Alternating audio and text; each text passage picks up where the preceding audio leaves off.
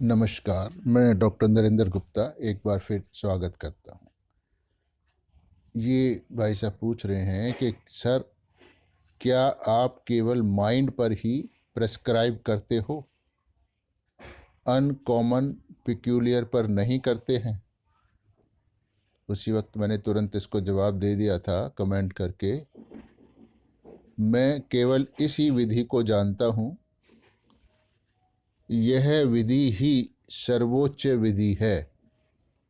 आप rare, peculiar, strange rubric पर भी या अन्य किसी भी विधि का प्रयोग करके प्रिस्क्रिप्शन दे सकते हैं, परंतु आपको उतने अच्छे परिणाम प्राप्त नहीं होंगे जितने कि माइंड विधि से दवाई प्रिस्क्राइब करने पर होते हैं।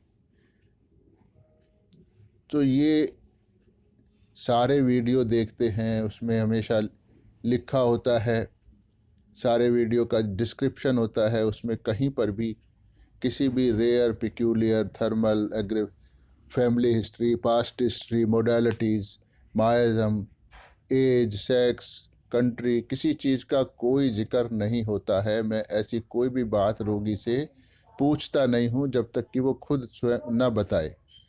उसके बावजूद, इतने सारे वीडियो देखने के बावजूद भी अगर इन्हें ये समझ नहीं आ रहा कि मैं इन चीज़ों का प्रयोग नहीं करता हूँ, केवल माइंड का ही प्रयोग करता हूँ, तो ये फिर वीडियो देख क्या रहे हैं?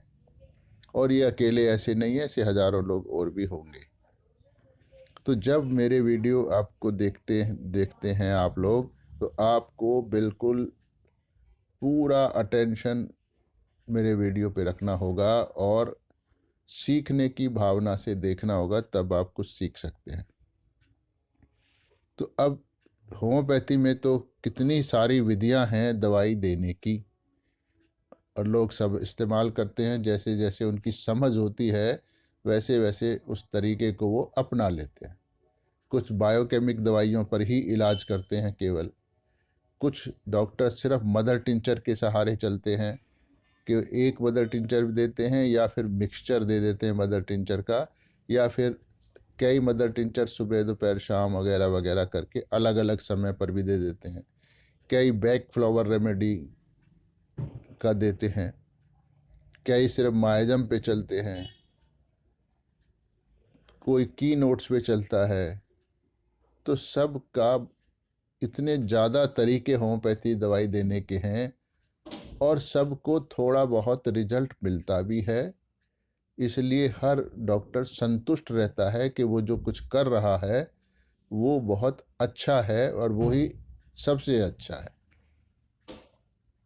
लेकिन जिसमें थोड़ी भी कॉन्शियस होती है और सीखने की चाहत होती है, तो वो समझ जाता है कि जो वो कर रहा है वो ठीक नहीं है, उससे अच्छा कुछ होना चाहिए, क्योंकि उनको उतने अच्छे परिणाम नहीं मिलते हैं।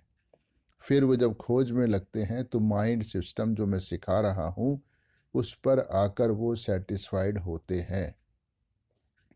तो इसलिए आप रोगी से रेयर, पिक्यूलियर, स्ट्रेंज रूब्रिक लेकर भी दवाई दे सकते हैं, लेकिन ऐसे रूब्रिक रोगियों में बहुत कम मिलते हैं और सारे रोगी बताने की स्थिति में नहीं होते हैं।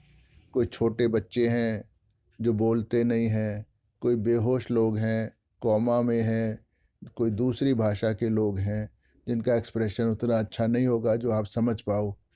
तो इसलिए ये रूब्रिक्स का मिलना बहुत ज़्यादा मुश्किल काम होता है, और इसीलिए होम्योपैथी को लकी हिट्स कहा जाता है कि शायद लग जाए तो होम्योपैथिक दवाई बहुत अच्छा काम करती है। तो लग जाए का मतलब हुआ कि उसमें डॉक्टर की स्किल नहीं है, वो तुक्का है। तो तुक्के से मेडिकल साइंस चल नहीं सकती।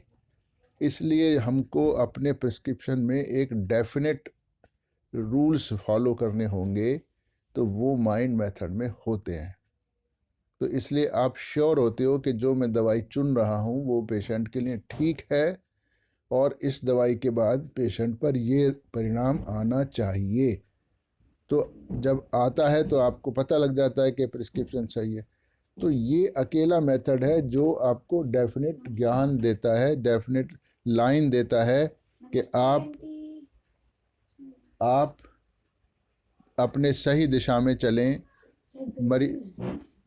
मरीज़ को ज़्यादा भटकाएं नहीं, तभी आप सही ढंग से मरीज़ का इलाज कर सकते हैं।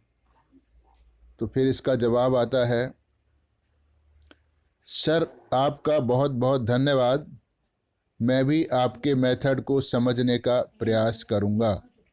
बहुत अच्छी बात है, आपको ये समझ आ गई है, और मैं सभी से रिक्वेस्ट करूंगा कि आप इस मेथड को सिंसियरली सीखने का प्रयास करें, इसी से आपका भला होने वाला है। धन्यवाद।